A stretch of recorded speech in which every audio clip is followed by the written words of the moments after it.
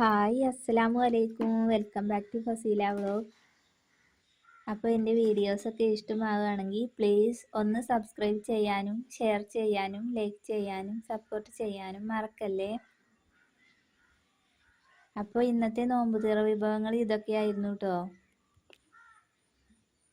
വാഴപ്പോളയും colourful ചപ്പാത്തിയും colourful ജ്യൂസും ഒക്കെ ആയിരുന്നു കേട്ടോ ഇന്ന്. നല്ല ഹെൽത്തിയും നല്ല ടേസ്റ്റിയുമായ വിഭവങ്ങളാണ്. അപ്പോൾ ഇന്ന് കളർഫുൾ ചപ്പാത്തിയും ജ്യൂസും എങ്ങനെ ഉണ്ടാക്കാമെന്ന് നമുക്ക് നോക്കാം. അതിനായിട്ട് നമ്മൾ കുറച്ച് ഗോതമ്പ് പൊടി എടുത്തിട്ടുണ്ട്. പിന്നെ ബീട്രൂട്ട് ഇതുപോലെ അരച്ചെടുക്കണം. അത് നമുക്കൊരു അരിപ്പയിൽ അരിച്ചെടുക്കാം. ഇനി ഗോതമ്പ് പൊടിയിലേക്ക് കുറച്ച് ഉപ്പിട്ട് കൊടുക്കാം.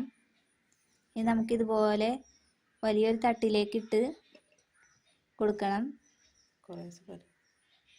ഇനി ഇതിലേക്ക് നമുക്ക് ബീട്രൂട്ട് ജ്യൂസ് ഒഴിച്ച് കൊടുക്കാം.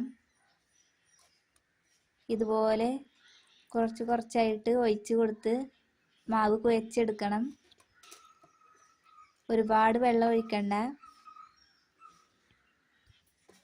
അപ്പം നന്നായിട്ട് കുഴച്ചെടുക്കണം. നന്നായി കുഴച്ച് ഇതുപോലെ കിട്ടിയിട്ടുണ്ട്. നല്ല സോഫ്റ്റ് മാവാണ് കേട്ടോ. ഇതുപോലെ ആക്കിയെടുക്കാം.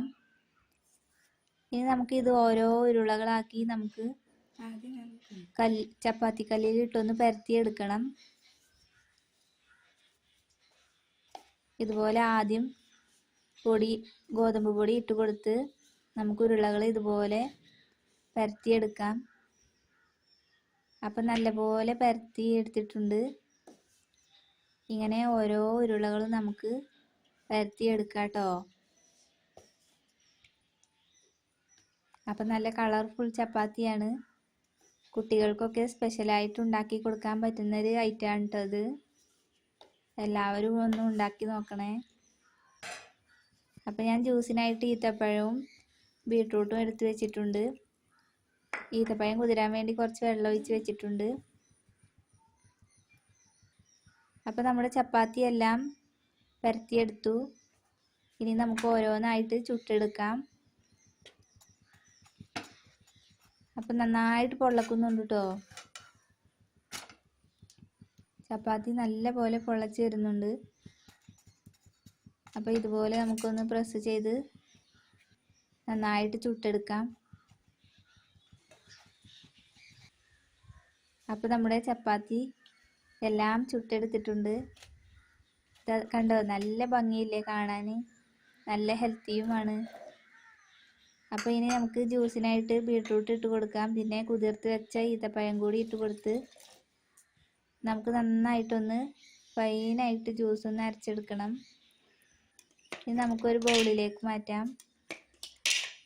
ഇനി ഞാൻ ഈ നോമ്പിന് നല്ല തണുപ്പ് കിട്ടാൻ വേണ്ടിയിട്ട് ജ്യൂസിലേക്ക് ഐസ് ക്യൂബുകളാണ് ഇട്ട് കൊടുക്കുന്നത്.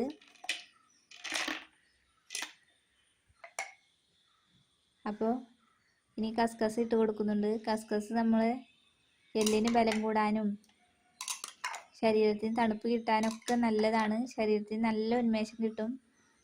അപ്പോൾ എല്ലാവരും ഉണ്ടാക്കി